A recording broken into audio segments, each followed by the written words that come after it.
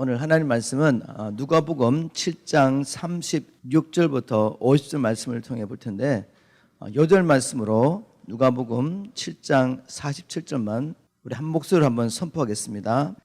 이름으로 내가 내게 말하노니 저의 많은 죄가 사하여졌도다. 이는 저의 사랑함이 많음이라. 사함을 받은 일이 적은 자는 적게 사랑하느니라. 아멘. 여러분 진정한 변화를 원하십니까? 저는 정말 갈망합니다. 이 몸이 변화되기를 원한다면 어떻게 하죠? 먼저 내가 뭘 먹는지 잘 보고 먹는 것을 바꿔야죠. 그리고 적당하게 운동해야 합니다. 영적인 원리도 똑같은 것 같습니다. 우리 육의 몸이 있는 것처럼 하나님의 선한 일을 하는 영의 몸이 있는데 이 영의 몸을 변화시켜야지 겉으로 드러나는 우리 삶이 바뀝니다. 영의 몸을 변화시키기 위해서도 우리가 지금 무엇을 먹는지 잘 봐야 됩니다. 세상의 것을 계속 먹으면서 변화되기를 기대한다는 것은 있을 수 없는 일이죠. 또 좋은 양질의 영적인 음식을 먹는 것도 중요하지만 또 이거 우리가 소화를 해야죠. 소화를 시키지 못하고 계속 욕심스럽게 영적인 것도 막 먹다 보면 많이 먹는 것이 오히려 이게 독이 되죠, 독. 오늘날 대부분의 교인들의 문제는 먹을 게 없는 게 아니라 잘못된 영적인 음식을 계속 먹는 것 같습니다. 자기의 꼭 필요한 음식을 찾아서 먹기보다는 그냥 내가 먹고 싶은 것. 편식을 하는 거죠, 영적으로. 우리가 육적으로도 편식을 하면 면역력이 떨어져가지고 조그만 질병에도 우리 이길 수가 없어요. 영적으로도 마찬가지입니다. 영적인 면역력이 떨어지면 조그만 시험도 이길 수가 없습니다. 이 건강한 영혼을 위해서는 우리의 꼭 필요한 이 양질의 영적 음식을 먹어야 되는데 그것은 다른 게 아닙니다. 하나님의 말씀, 하나님의 말씀. 하나님의 말씀을 여러분들이 꼭꼭 씹어 먹으셔야 돼요. 우리가 육적으로도 그냥 내 입맛에 땡기는 대로 식당 음식을 계속 먹으면 그게 우리 몸에 유익하지 않습니다. 병이 나죠. 영적으로 마찬가지입니다. 오늘 특별히 우리가 이제 유튜브를 통해서 먹을 게 얼마나 많은지 몰라요. 그래서 내 그냥 먹고 싶은 것을 편식하면서 계속 먹다 보면 이게 유익하지 않습니다. 이제는 정말 우리가 매일매일 여러분들이 집밥을 먹어야 건강한 것처럼 여러분 스스로가 하나의 말씀 앞에 와서 그 말씀을 매일매일 먹는 훈련을 하셔야 됩니다. 그래야지 영적인 체질이 바뀝니다. 우리 영적인 체질이 바뀌면 이제 우리 삶 가운데 여러 가지 변화가 나기 시작합니다. 무너진 관계도 회복이 되고 재정의 문제도 해결되고 또 육적으로도 병든 육신이 치료됩니다. 즉 모든 삶의 영역의 진정한 변화가 내 영적인 체질의 바뀜으로 일어나는 것이죠. 이런 변화를 위해서 오늘도 우리 말씀을 통해서 다른 산을 바라보는 것이 아니라 내 자신을 바라보고 도대체 내 삶 가운데 정말 주님을 더 깊이 만나기 원하고 삶의 진정한 변화를 원하면서 무엇이 문제인지 한번 살펴봤으면 좋겠습니다. 근데 오늘 기도 가운데 제 메시지가 다 나온 것 같아요. 기도 가운데 오늘 제가 나누고 싶은 메시지가 다 나왔습니다. 그럼에도 불구하고 오늘 또 말씀을 통해서 우리 자신을 살펴보면서 무엇이 정말 진정한 문제인가, 진정한 변화를 위해서 내게 어떤 일이 필요한지 말씀을 통해 보겠습니다. 오늘 본 말씀에는 두 사람이 나오죠. 둘 다 유대인이었습니다. 한 사람은 바리새인이었고 한 사람은 향유를 주님께 부어드렸던 그 여인은 그 동네에서 소문난 죄인이었죠. 이 두 사람을 통해서 우리 자신을 살펴보는 은혜가 있기를 주님으로 축복합니다. 먼저 바리새인의 삶을 보겠습니다. 주님을 자기 집에 초대했던 이 바리새인은 그 당시에 유대 사회에서 어떤 위치에 있었으며 또 이 사람은 예수님을 어떤 분으로 알고 있었는지 말씀을 통해 보겠습니다. 바리새인, 그 당시에 유대 사회에서는 존경받는 위치에 있었죠. 그죠? 이 바리새인은 율법을 열심히 연구하고 철저히 그 말씀대로 순종하며 살려고 했던 사람이었기 때문에 유대 사회에서는 스스로 어렵다고 여겼고 또 사람들에게 존경을 받는 사람이었습니다. 그런데 이 바리새인이 또 자기 집에 우리 주님을 초대해가지고 같이 식사를 하기 원했죠. 다른 사람을 초대하는 게 쉽지가 않습니다.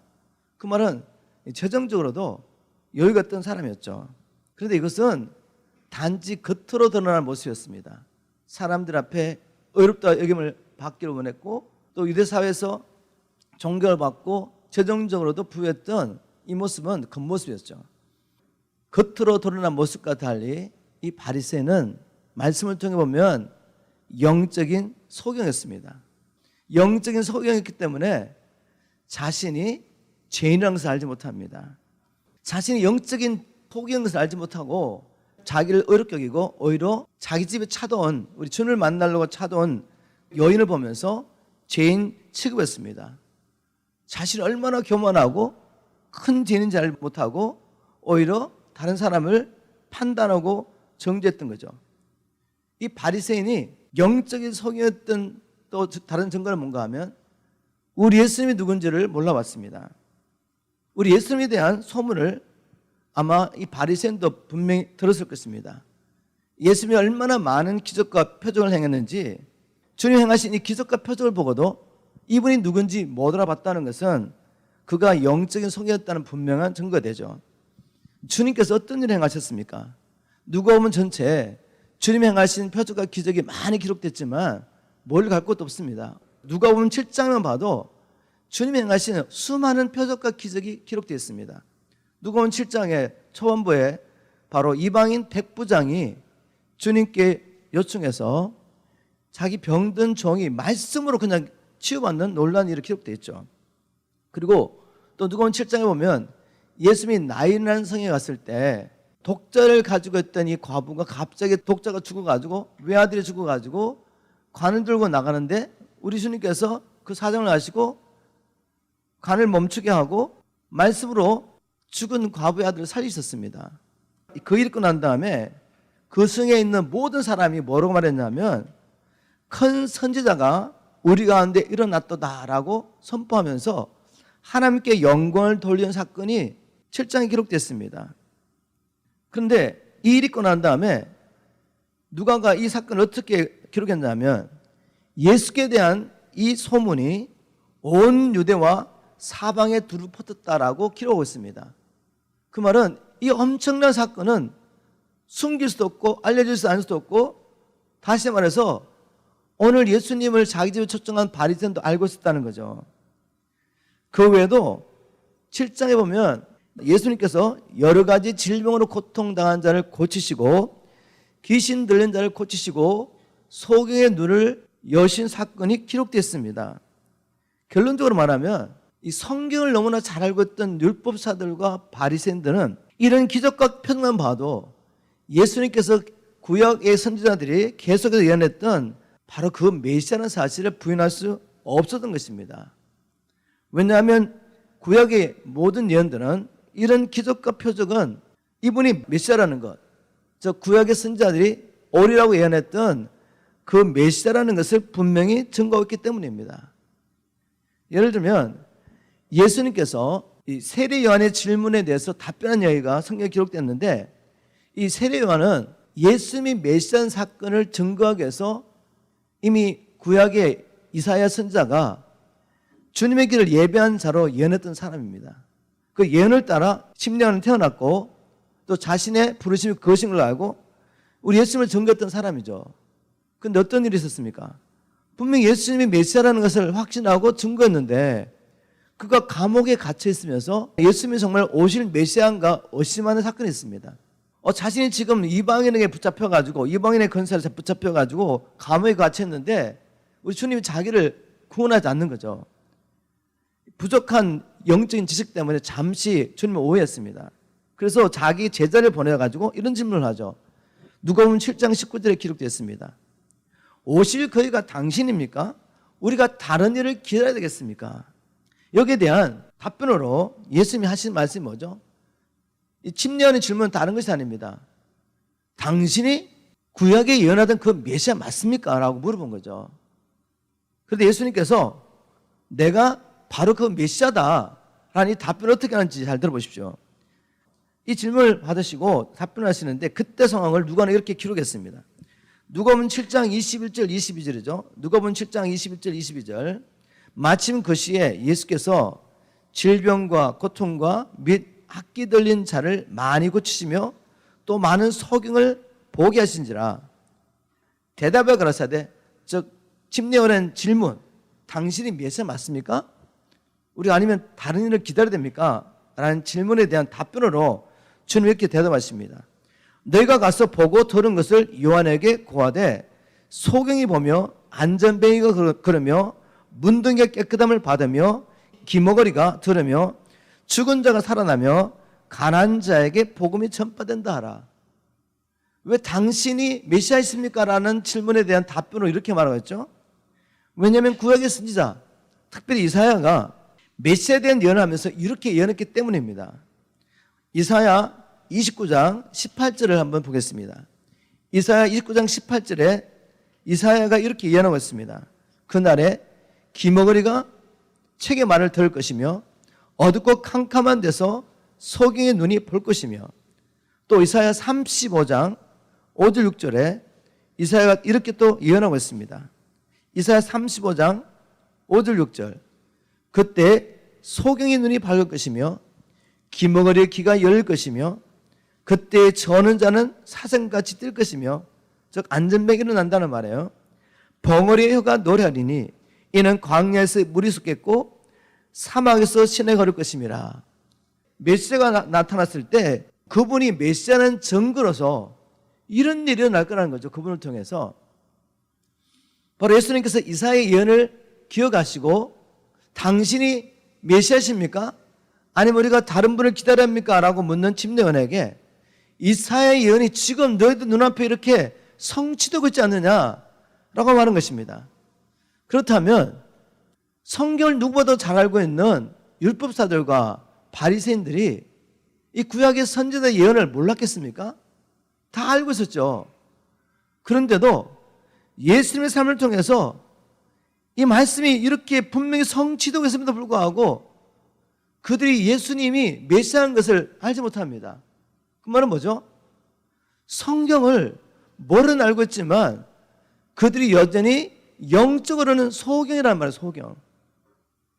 그래서 예수님이 행하신 그 많은 일들을 보고도 그들이 소경됐기 때문에 예수님이 메시아인 것을 알아보지 못했습니다.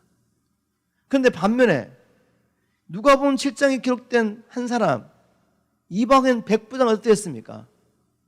그는 예수님 행하시는 기적과 표적을 직접 본 적도 없어요. 그런데 자기들 유대인 친구들 통해서 예수님에 대한 소문을 들었습니다. 그리고 그에게 믿음이 생겼어요. 이게 은혜입니다. 주님에 대한 소문만 들었는데 믿음이 생겼어요. 어떤 믿음? 이분은 그 유대인들이 기다리고 있던 유대인의 왕 메시아가 분명해. 왜냐하면 그분이 통해 나타나는 일들, 그분이 가지고 계신 권세를 깨닫게 됐습니다. 그도 백부장으로서 100명의 군사를 거느리고 있는 권세가 어떤 것인지 아는 사람이잖아요. 그래서 자기 권세에 있는 군인에게 가라면 가고 서라면 서는 것을 알고 있습니다. 그래서 예수님의 삶을 보니까 이분은 모든 질병을 다스릴 권세를 가지고 계세요. 예수님의 삶을 보니까 이분은 죽음을 다스릴 권세를 가지고 있습니다. 아니, 죽음을 다스릴 권세를 가지고 있다면 이분은 누구세요? 하나님의 아들이시죠. 유대인이 그렇게 기다렸던 메시아라는 것을 알게 됐습니다. 한마디로 말하면 이방인이었고 바리새인과 율법사들처럼 그렇게 성경을 달달달 외우고 있지 않았지만 그가 알고 있는 말씀, 유대인을 통해 들은 거죠. 그것을 통해 예수님의 삶을 볼 때 이분은 분명히 하나님의 아들 메시아입니다. 그래서 이분에게 자기의 병든 종을 고쳐달라고 부탁을 하고 싶었습니다. 그런데 자기가 죄인이잖아요. 이분은 하나님 아들이시잖아요. 직접 나갈 수도 없습니다. 유대인 친구를 통해 부탁을 했죠. 하나님의 아들인 주님께서 자기 집을 찾아온다는 얘기를 듣고 자기 친구들 보내가지고 말립니다. 주님, 나는 주님을 감당할 수 없어요. 주님, 말씀만 하십시오. 그러면 내 종이 낫겠습니다. 이런 믿음이 어디서 나왔겠습니까? 바로 주님이 누구신지 분명히 깨닫는 거죠. 바로 이방인인 이 백부장은 주님의 행하신 일을 통해서 영안이 열리면서 주님이 누구신지 분명히 알고 그분이 자기를 찾아오는 것을 감당할 수 없었습니다. 이방인은 이런 믿음이 있었는데 이 성경 말씀을 이렇게 달달 외우고 있는 율법사들과 바리새인 눈은 가렸던 거죠. 여러분, 우리가 성경을 많이 하는 게 중요한 게 아니라 우리 주님이 누구이신지 아는 것이 이렇게 중요합니다. 그래서 바울은 에베소에 있는 성도로서 기도할 때 이렇게 기도했죠. 주님, 저들의 눈을 열어주십시오. 저들에게 지혜와 계시를 주셔서 하나님을 알게 해주십시오. 저들의 마음의 눈을 열어서 그들의 부르심의 소망이 뭔지, 그리스도 예수 안에서 그들이 장차 누릴 하나님 나라의 기업이 무엇인지 알게 해달라고, 그리고 그들에게 이미 베푸신 지극히 크신 능력을 알게 해달라고 기도한 것입니다. 이게 저의 기도이고 여러분의 기도가 되기를 주님으로 축복합니다. 막 이런저런 막 설교를 막 들으면서 이런저런 세미나를 다니면서 뭔가 특별한 은혜를 받으면 갑자기 삶이 바뀌는 게 아니라 이미 하나님께서 우리에게 계시하신 것들, 그런 것들이 열어져야 합니다. 주님, 이 말씀을 통해, 내가 이미 알고 있는 이 말씀을 통해 주님을 오늘도 인카운터 하게 도와주십시오. 만나게 도와주십시오. 매일매일 여러분이 말씀을 먹으면서 그 말씀을 통해 주님을 만나게 되는 느낌을 주님으로 축복합니다. 그런데 이 바리새인이 왜 예수님을 자기 집에 초대했을까요? 일단 이 예수님이 그 당시에 유대 사회에 유명 인사십니다. 그 주님께서 행하신 표적과 기적을 통해 얼마나 많은 유대인들이 주님을 따라들었습니까? 이런 유명 인사가 자기 집에 들어오는 것 자체가 바로 자기에는 영광이죠. 특별한 일입니다. 사람들에게 주목을 받을 수 있는 사건이죠. 그런데 더 중요한 이유가 있는 것 같습니다. 이 성경 말씀을 연구해 보면 이 유대 사회에서 주님의 영향력이 날로 커져가면서 마음이 불편한 사람도 있습니다. 누구죠? 바로 종교 지도자들입니다. 율법사들과 바리새인들과 제사장들. 왜냐하면 그들은 하나님을 섬기는 이것을 통해서 이 유대 사회를 완전히 장악하고 있습니다. 유대 사회의 기득권을 가지고 자기들의 어떤 유익을 채우고 있던 사람들이죠. 그런데 예수님이 나타남으로 말미암아 그들의 영향력이 점점 흐려지고 수많은 사람들이 예수님을 따라갑니다. 예수님을 따라가다 보면 영적인 실체가 드러나지 않겠습니까? 자기들이 드러나는 거죠. 자기들의 영향력 잃어버릴 수 있고 기득권 잃어버릴 수 있습니다. 그럼 어떻게 해야 됩니까? 사람들이 예수님을 따라가는 것을 막아야 되죠. 예수님의 삶 가운데서 뭐 어떤 약점을 찾아내가지고 예수님을 따라가지 못하게 막아야 합니다. 그래서 성경에 보면 종교 지도자들이 종종 악한 동기를 가지고 주님께 접근했습니다.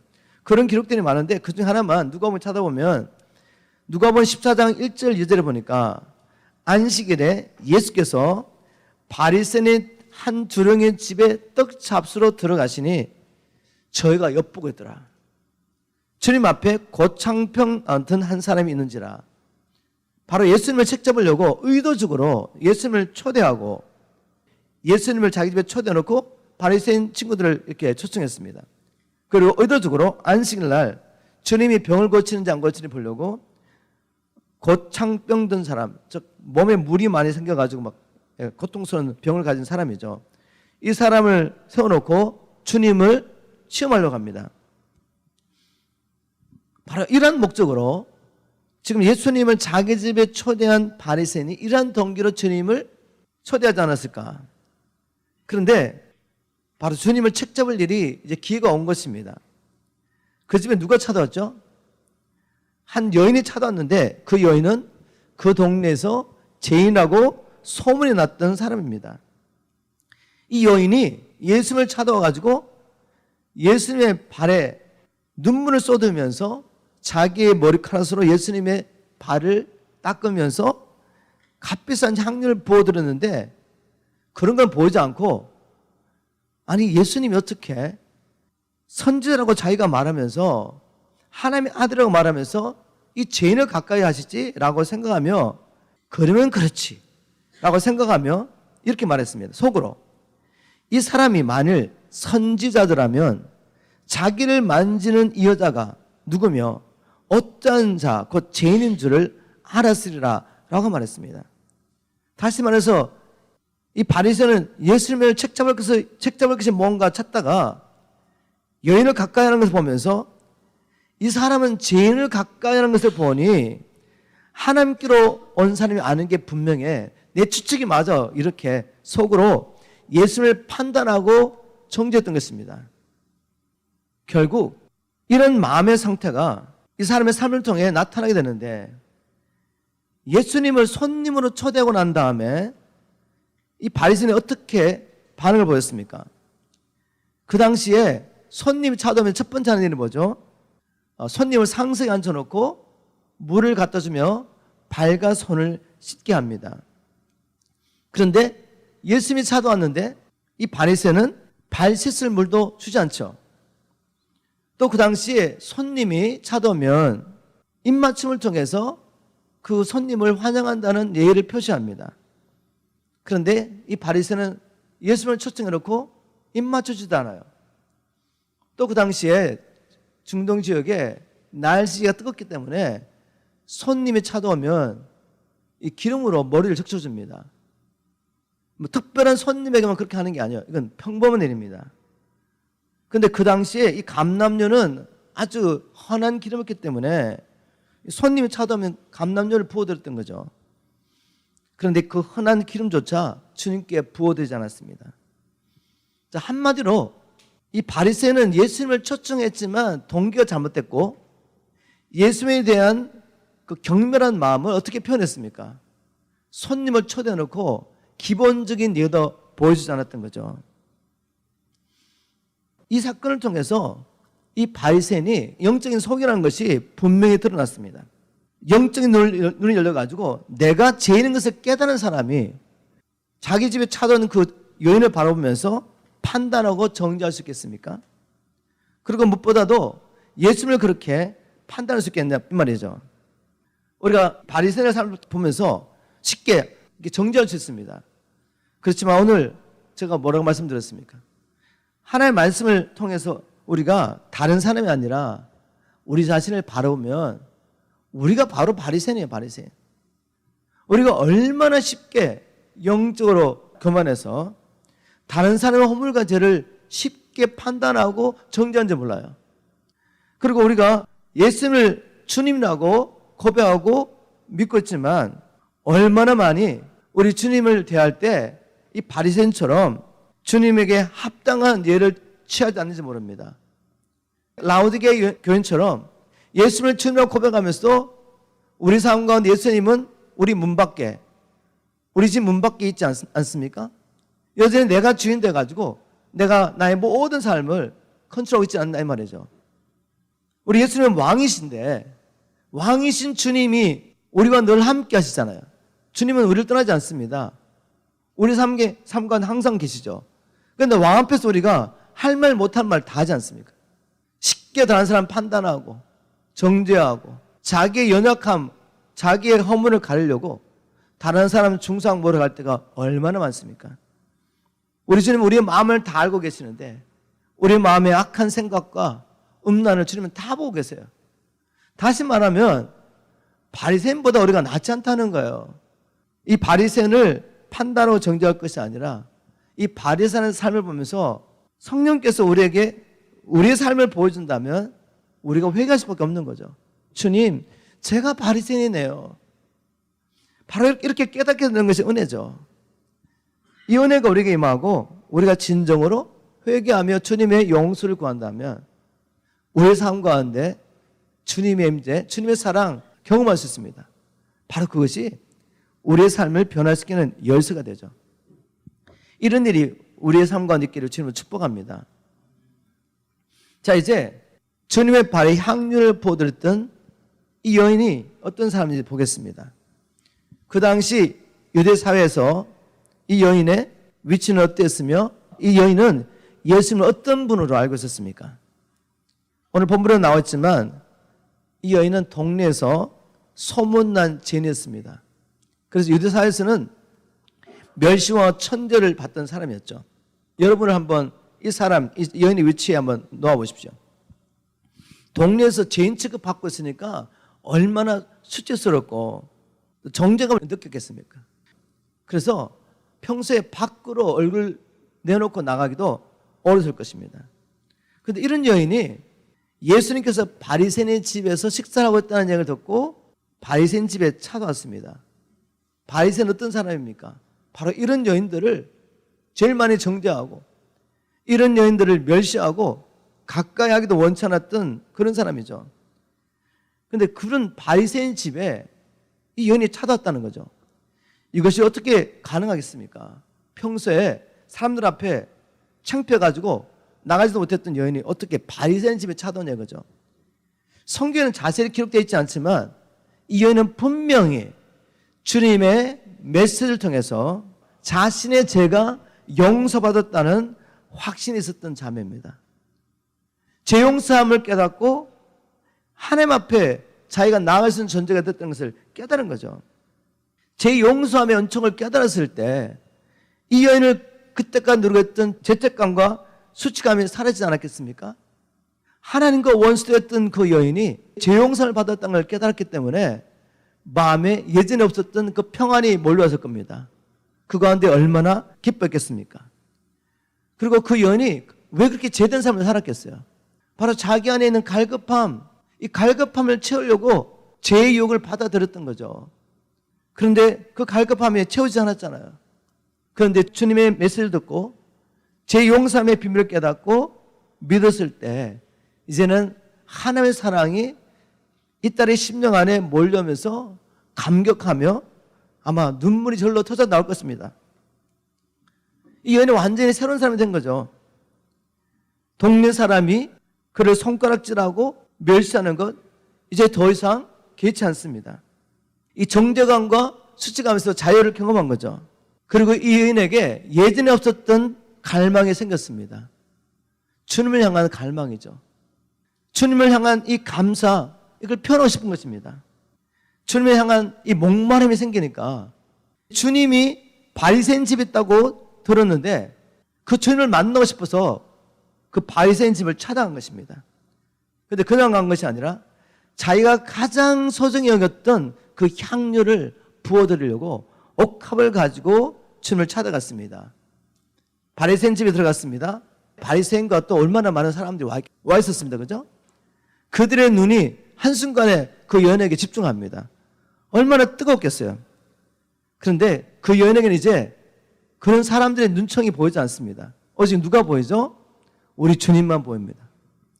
우리 주님만 보여서 그 주님께 가서 눈물로 그 발을 적시고 그 머리로 자기의 머리로 예수님의 발을 닦고 자기가 이제까지 가장 소중했던 그 향유를 부어드리는 겁니다. 여러분, 이 여인의 삶 가운데 일어난 변화는 다른 것이 아니라 바로 자기 죄가 주님을 통해서 사함받았다는 제 용서의 은총 때문에 일어난 것입니다. 이 여인의 삶을 통해서 우리가 배울 수 있는 중요한 영적 원리가 있는데 몇 가지 한번 나눠보겠습니다.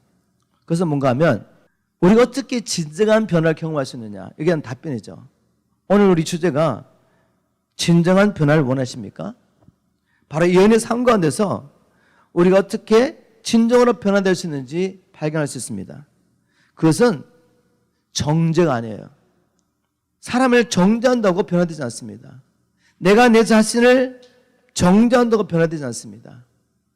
오직 용서와 사랑만이 그 사람을 변화시킬 수 있죠. 동네에서 손가락질 받으며 자기도 얼마나 그런 삶을 싫었겠어요. 변화되기를 원했을 것입니다. 몸부림쳤을 것입니다. 그런데 변화되나요? 변화되지 않습니다. 그러나 이 여인을根本적으로 바꾼 것은 바로 제사함의 은총이었습니다. 주님의 말씀을 통해서 자기의 많은 죄가 사함받으셨다는 걸 깨달았을 때, 그리고 그것을 믿어들었을 때 주님의 그 용서와 사랑이 이 자매를 완전히 바꾼 것입니다. 여러분, 여러분의 삶 가운데 진정한 변화를 원하십니까?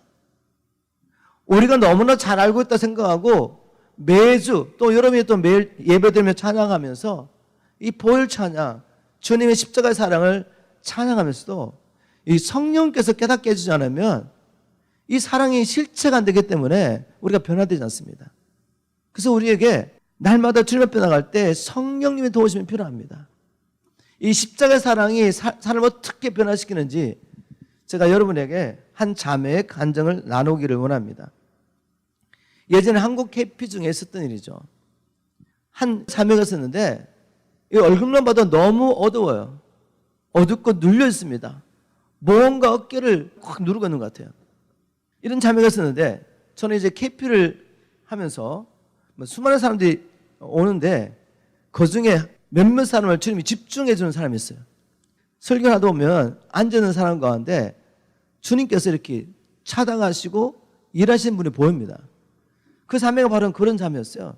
너무 눌려 있는 거죠. 이렇게 용서 시간이 됐는데 용서 사역을 하기 위해서 사람들이 기다리고 있는데 그 자매가 또 눈에 들어왔습니다.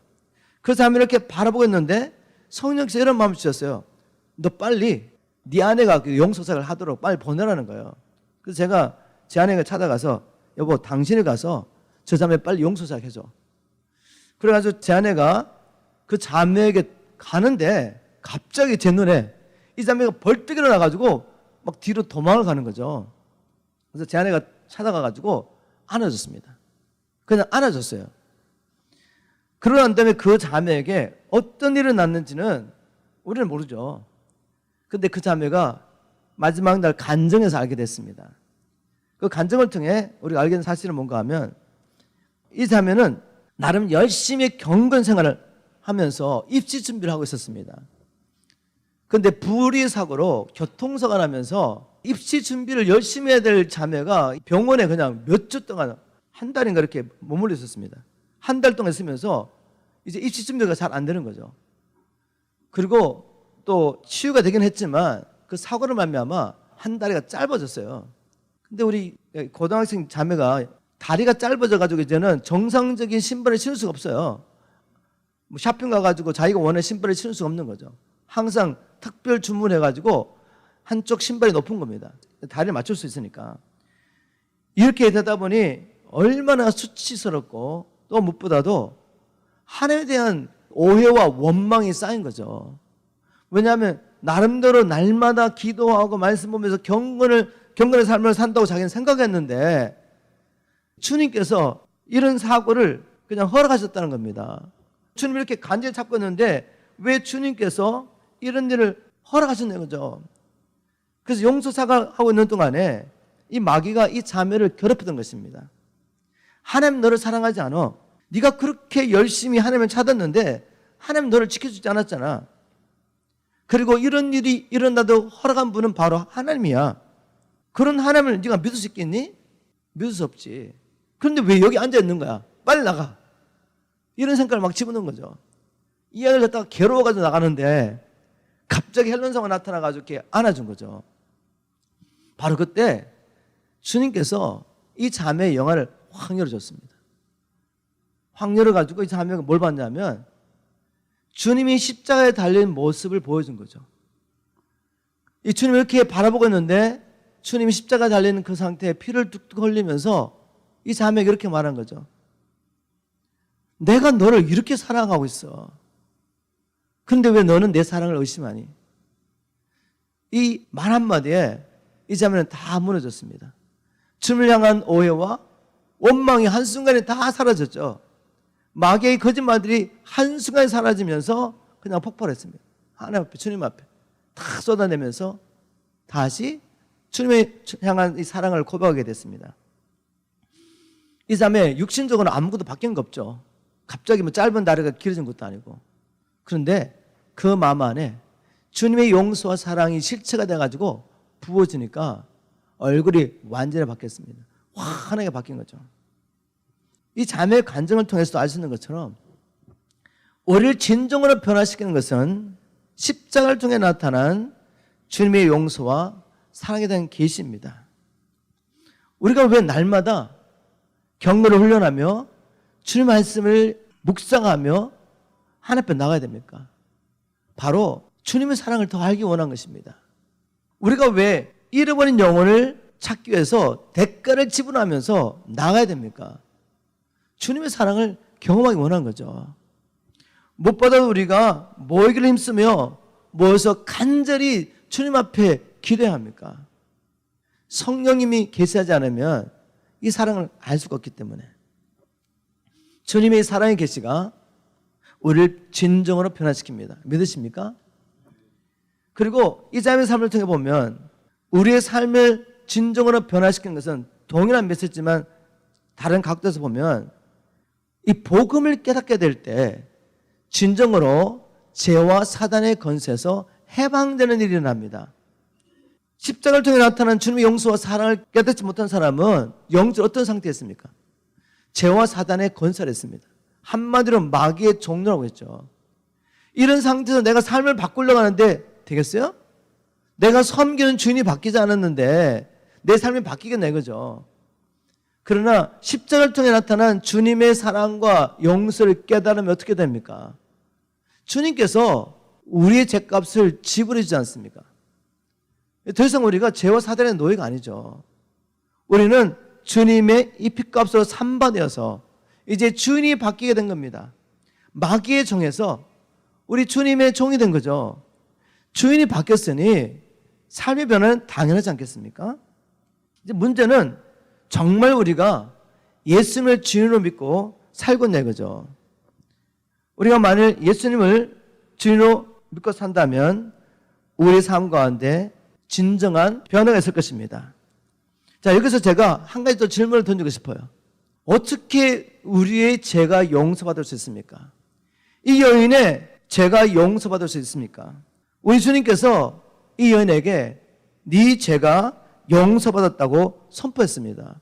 이게 어떻게 가능합니까? 왜냐하면 하나님의 공의는 이렇게 선포했습니다. 나홈 1장 3절의 말씀 제가 한번 인용하겠습니다. 나홈 1장 3절을 보면 여호와는 노하기를 더디하시며 건너에 크시며 죄인을 결코 사하지 아니하시니라. 죄인은 사함받을 수 없습니다. 죄인은 반드시 하나님의 공의의 심판을 받아야 된단 말이에요. 그런데 이 여인이 하나님의 공의의 심판도 받지 않고 어떻게 그 죄를 용서받을 수 있었습니까? 우리 주님이 네 죄는 용서받았다고 선포했잖아요. 그 때문에 시험 든 사람이 누구예요? 이 하나님의 말씀 누구보다 더 잘 알고 있던 율법사들, 바리새인들. 왜? 죄인의 죄는 결코 하나님의 공의가 집행되지 않고는 사함받을 수 없어요. 죄는 심판을 받아야 됩니다. 바로 메시아가 오신 것은 우리를 대신하여 친히 이 공의의 심판을 받기 위해 오신 것입니다. 이사야 53장 5절 어떻게 기록하겠습니까? 그가 찔림은 우리의 허물을 인하며 그가 상함은 우리의 죄악을 인함이라. 그가 징계를 받음으로 우리가 평안을 누리고 그가 채찍에 맞음으로 우리가 나음을 입었도다. 우리는 양 같아서 다 그릇 행하여 각기 제 길로 갔거늘 여호와께서는 우리 무리의 죄악을 그에게 담당시키셨도다. 우리 주님께서 우리를 대신하여 친히 공의의 심판을 받음으로 죄의 용서가 가능한 것입니다. 그분은 말씀으로 천지 만물을 창조하신 분이세요. 하나님이십니다. 우리 아버지 하나님과 똑같이 영광스러운 분이십니다. 하늘에 있는 모든 피조물이 경배하는 그런 분이세요. 그 하나님이 뭐가 부족해서 피조물의 형체를 가지고 오셔서 저와 여러분들 위해서 죽으셨습니까? 하나님의 공의의 심판을 친히 받으시고 우리의 죄를 용서하기 원했던 것입니다. 우리 주님도 자신이 이 땅에 오신 목적을 마태복음 20장 28절 말씀을 통해 선포하셨죠. 인정한 것은 섬기를 받으려 함이 아니라 도리로 섬기려 하고 자신의 생명을 많은 사람의 대속물로 주려 하십니다. 여러분, 이 복음을 깨달으셨습니까? 물론 이 복음을 깨달았으니까 우리가 이 자리에 와 있지 않겠어요? 그런데 이 복음을 날마다 새롭게 깨달으셔야지 이것이 힘이 되어서 우리가 주님을 섬길 수 있습니다. 우리를 변화시키는 것은 다른 것이 아니에요. 날마다 주님의 말씀 앞에 와서 이 복음을 새롭게 깨닫는 것입니다. 주님의 사랑, 모든 지각에 뛰어난 이 사랑을 우리가 날마다 새롭게 깨달아야 됩니다. 하나님의 사랑의 넓이와 길이와 높이와 깊이를 날마다 깨달아야지 하나님의 충만하심이 우리 안에 역사를 하죠. 그래서 우리가 말씀에 순종한 삶을 살 수가 있습니다. 우리 교회를 통해서 선포되는 말씀 중에 바로 에베소서 3장 18절 말씀 꼭 붙잡으세요. 모든 지식에 뛰어난 그리스도의 사랑을 알게 되려고 우리가 기도해야 됩니다. 연애 삶 가운데서 우리가 또 한 가지 중요한 원리를 배울 수 있습니다. 그것은 진정한 사랑과 감사는 반드시 볼 수 있게 표현된다는 것입니다. 이 여인이 주님의 이 사랑을 깨달았을 때, 주님의 용서, 제3의 은총을 깨달았을 때 어떻게 한 거 아시죠? 표현했어요, 표현. 모든 수치를 무릅쓰고 주님을 찾아갔죠. 그 주님 앞에 눈물을 쏟으며 가장 귀한 향료를 부어드렸습니다. 주님 발 앞에 무릎을 꿇은 그것은 주님을 경배하는 것이죠. 경배 표현했습니다. 눈물을 흘렸습니다. 그것은 무엇이죠? 주님께 대한 진정한 사랑과 감사를 그렇게 표현한 것입니다. 향유를 부어드린 것, 주님께 온전한 헌신에 대한 표현이었습니다. 이 여인은 아무 말을 하지 않았습니다.